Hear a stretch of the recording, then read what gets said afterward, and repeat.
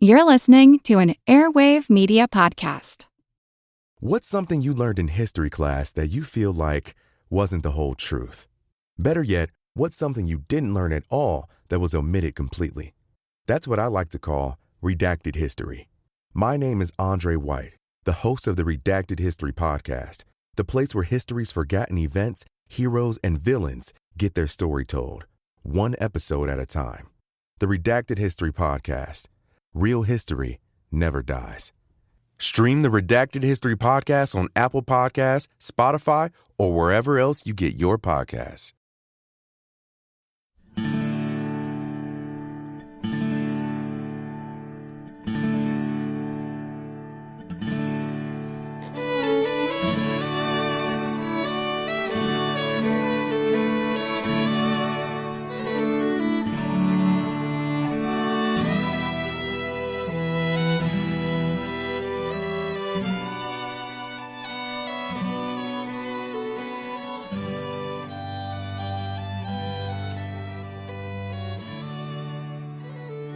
Hey everyone, thanks for tuning in to episode number 416 of our Civil War podcast. I'm Rich. And I'm Tracy. Hello y'all, welcome to the podcast. With this episode, we're going to continue our look at some things that were going on in a few spots other than the area around Chattanooga, Tennessee, where we finished up with the Chickamauga story arc. And before we start in on the siege of Chattanooga, which will be another major story arc, well, we thought we'd move around and talk about a few other things that were happening elsewhere around this same general time period in 1863. For example, we cast our eyes toward western Missouri and eastern Kansas and spent a couple of shows looking at the circumstances surrounding the Lawrence Massacre in August 1863. And now we thought we'd spend a couple or three episodes back in the Eastern Theater of the war, looking at what was going on with George Meade and the Army of the Potomac, and with Robert E. Lee and the Army of Northern Virginia, following the Confederates' retreat after their defeat at the Battle of Gettysburg. And this little story arc will culminate with the Battle of Bristoe Station in October 1863.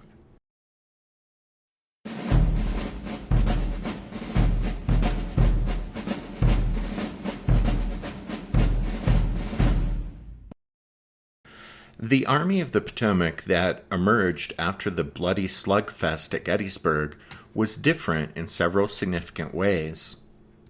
During those 3 fateful days at the beginning of July 1863, Major General George Meade commanded a force that totaled about 94,000 men.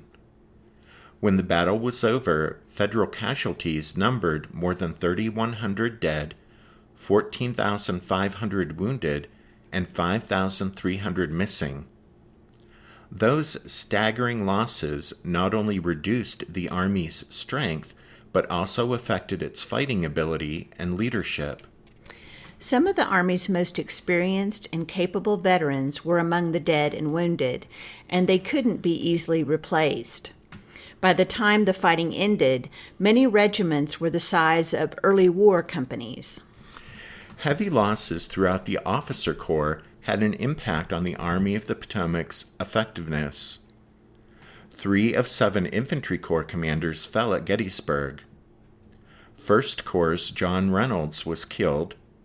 2nd Corps Commander Winfield Scott Hancock was seriously wounded and wouldn't return until the spring of 1864.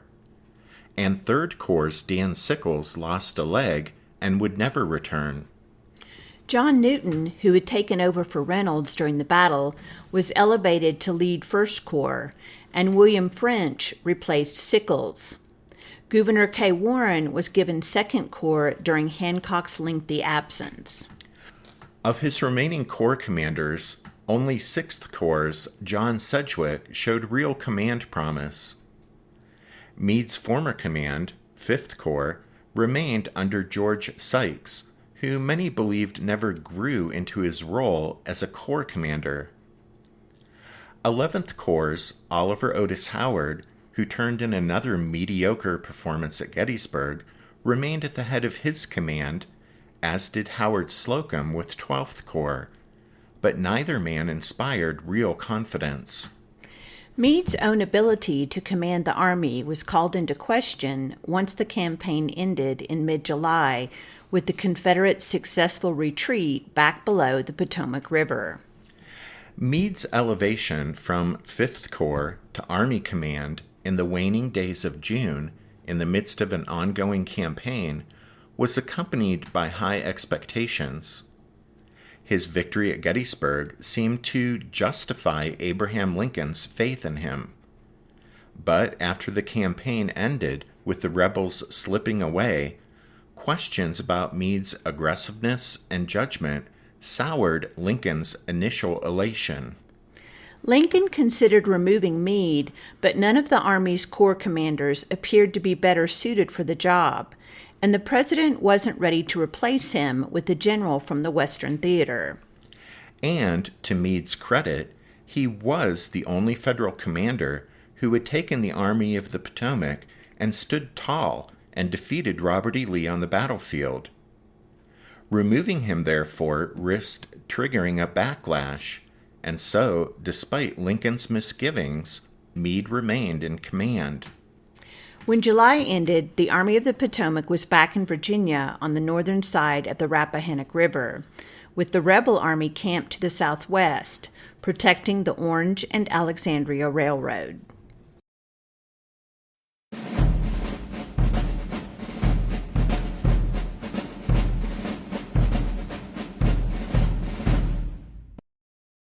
If the Federal Army was in rough shape, Robert E. Lee's Army of Northern Virginia was in even worse condition. It lost over 23,000 men, dead, wounded, and missing, at Gettysburg. Although none of the three corps commanders had been killed or wounded, the rebel army nonetheless sustained heavy officer losses at the division, brigade, and regimental levels. From this point on in the war, replacing competent veteran field officers would be more and more of a problem for Lee. According to one modern source, 3 months after Gettysburg, the Army of the Potomac was back to about 90% of its former strength.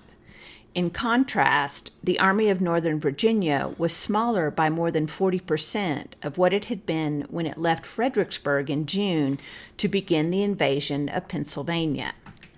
Desertion was rampant among many of the less enthusiastic Confederate troops.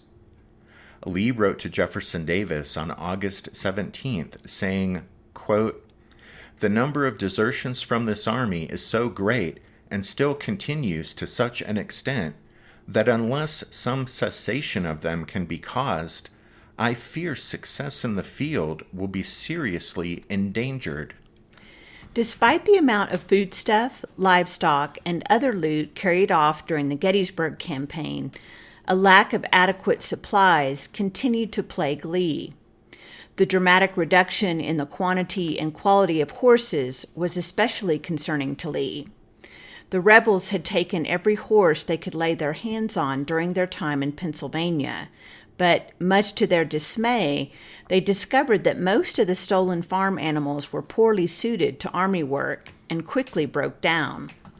Lee raised the alarm, knowing that the problem, if left unaddressed, would have a major impact on his artillery and cavalry. On August 24th, he wrote to Davis, telling him that, quote, "Nothing prevents my advancing now but the fear of killing our artillery horses. They are much reduced, and the hot weather and scarce forage keeps them so. The cavalry also suffer, and I fear to set them to work." Ironically, George Meade had won the battle but lost the trust of his commander-in-chief, while Robert E. Lee was defeated, but Confederate President Jefferson Davis continued to hold him in high esteem. Lingering health concerns, mainly tied to heart disease, convinced Lee he was no longer able to satisfy the rigorous demands of running an army in the field, and he tendered his resignation after the conclusion of the campaign. But Jefferson Davis would have none of it. Despite Lee's defeat at Gettysburg, and even if his health was an issue, Davis knew there was simply no one who could possibly replace Lee at the head of the Army of Northern Virginia.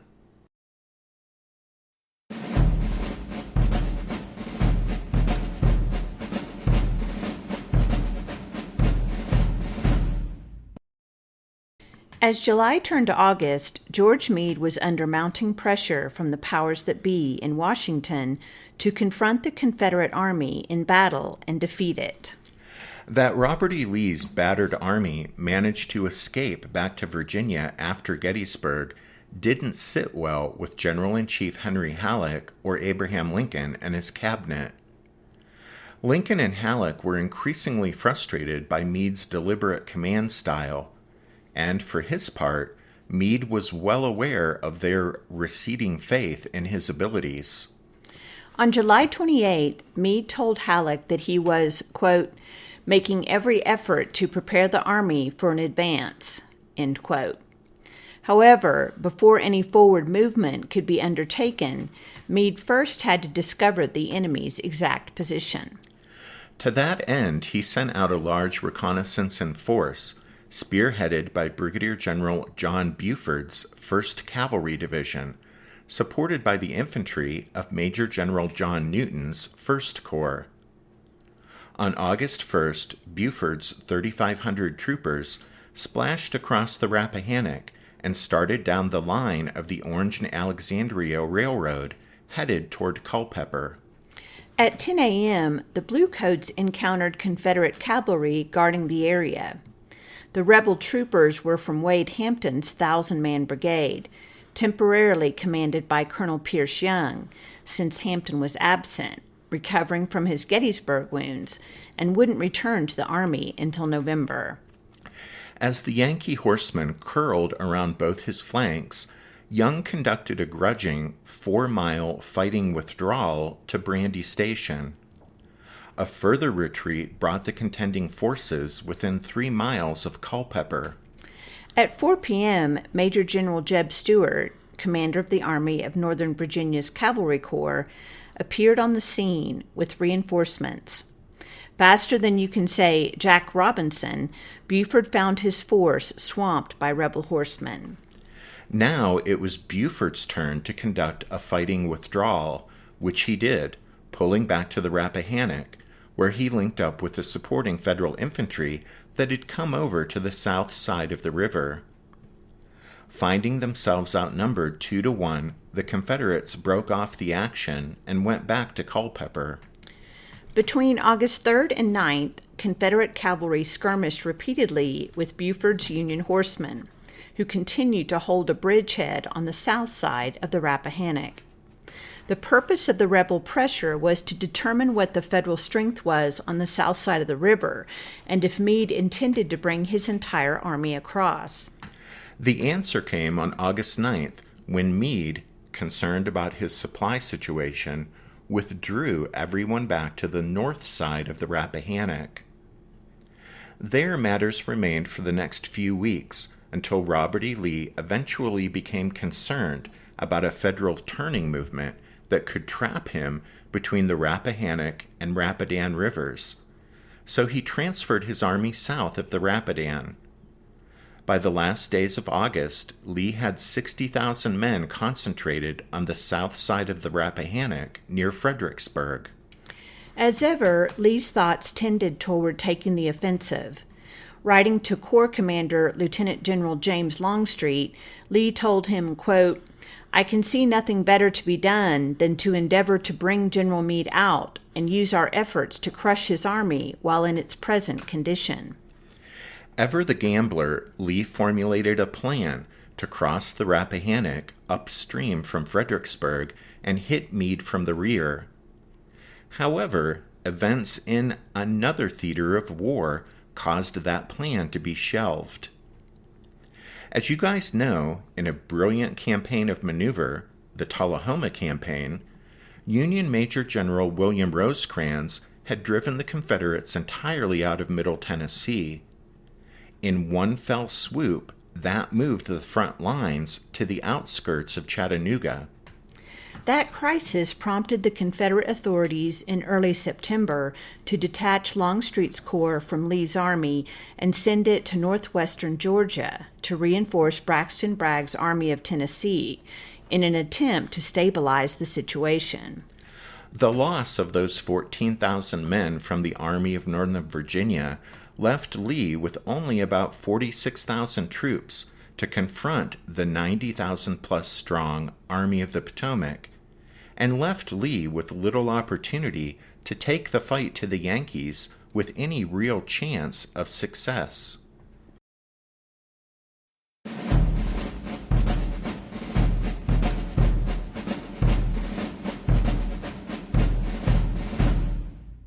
Did archaeologists discover Noah's Ark? Is the rapture coming as soon as the Euphrates River dries up? Does the Bible condemn abortion? Don't you wish you had a trustworthy academic resource to help make sense of all of this? Well, I'm Dan Beecher, and he's award-winning Bible scholar and TikTok sensation Dr. Dan McClellan, and we want to invite you to the Data Over Dogma podcast, where our mission is to increase public access to the academic study of the Bible and religion, and also to combat the spread of misinformation about the same. But, in a fun way. Every week we tackle fascinating topics, we go back to source materials in their original languages, and we interview top scholars in the field. So whether you're a devout believer, or you're just interested in a clear-eyed, deeply informed look at one of the most influential books of all time, we think you're going to love the Data Over Dogma podcast, wherever you subscribe to awesome shows.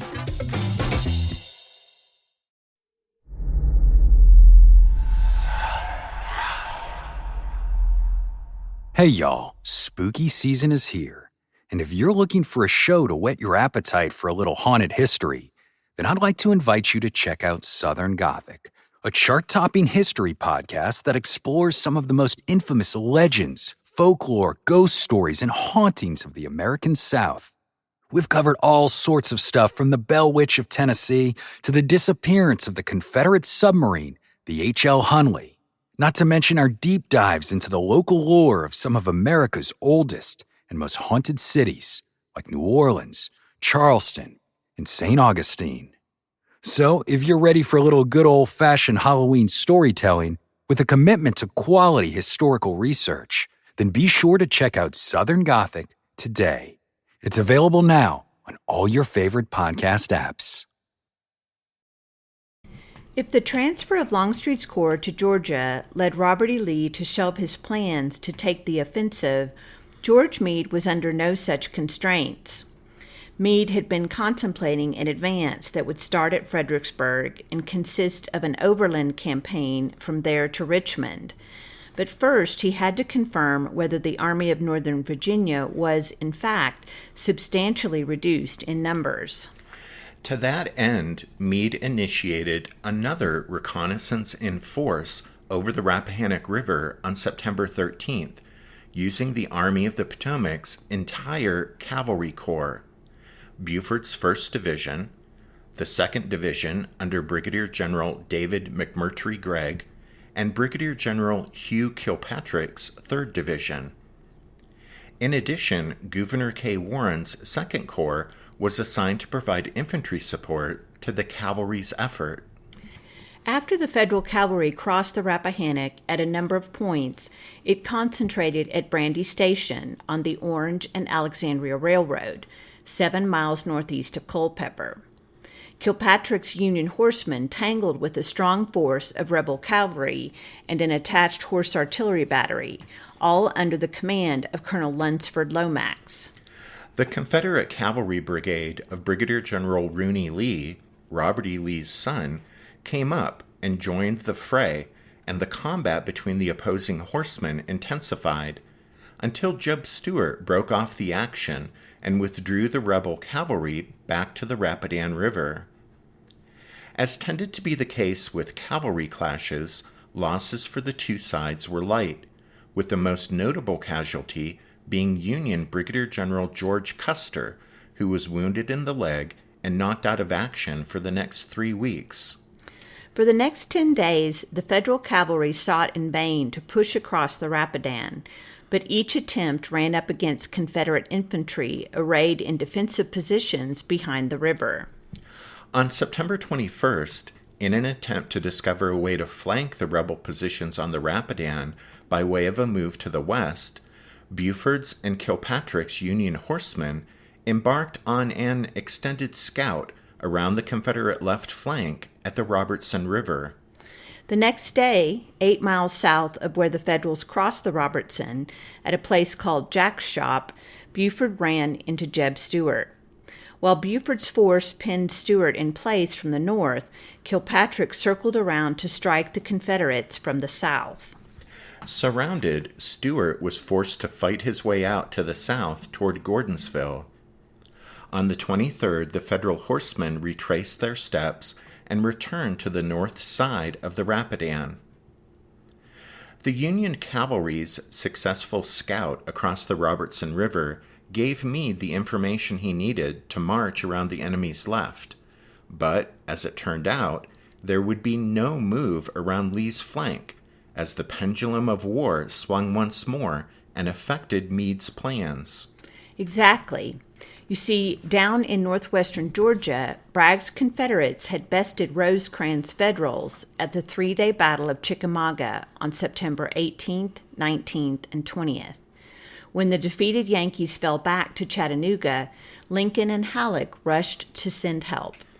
The thoroughly alarmed powers that be in Washington decided to take Howard's 11th Corps and Slocum's 12th Corps away from Meade and send those 20,000 men by rail to Chattanooga to bolster the beleaguered Army of the Cumberland. With the transfer of those 2 corps knocking down the Army of the Potomac's numbers a good bit, Robert E. Lee's thoughts again turned to how he might strike the Yankees a telling blow, even though he was still missing Longstreet and his troops.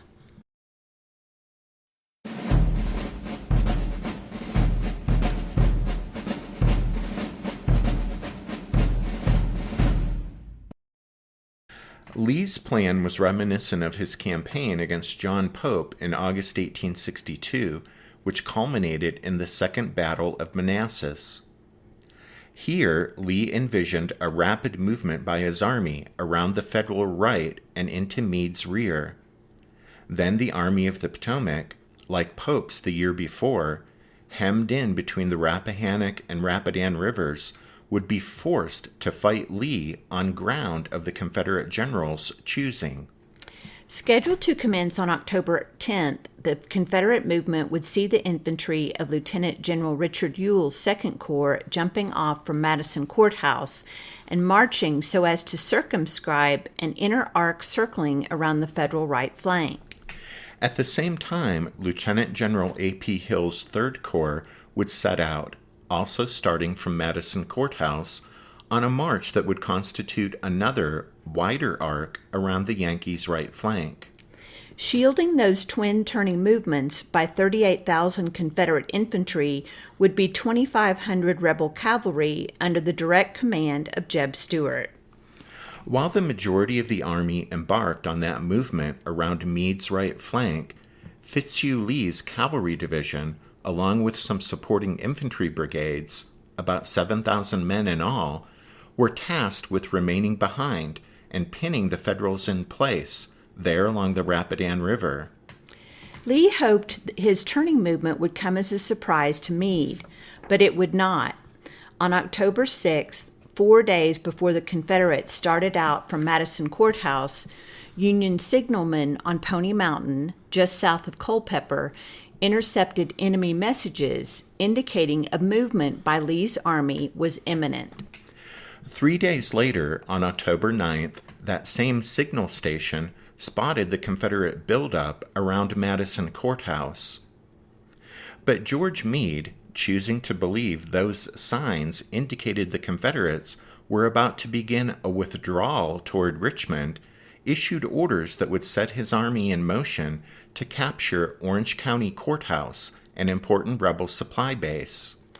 However, to hedge his bets, just in case he'd misinterpreted the signs and the Confederates were actually moving against his right, Meade stationed Kilpatrick's cavalry division and some infantry, about 8,000 men in all, at the village of James City on his right, northeast of Madison Courthouse, as a blocking force. As it turned out, that federal blocking force served as a tripwire and alerted Meade to the danger to his right when the Confederates kicked off what came to be known as the Bristow Station Campaign on October 10th. At 6:30 that morning, Jeb Stuart's rebel horsemen stormed over the Robertson River at Russell's Ford, overwhelming the Union cavalry posted there. However, 3 hours later, Stuart found himself stalled in front of James City.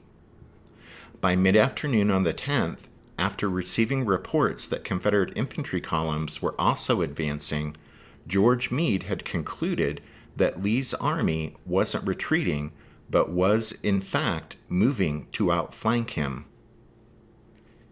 In the next episode, we'll see how the maneuvering of the two armies in the days that followed would culminate in the Battle of Bristow Station on October 19th.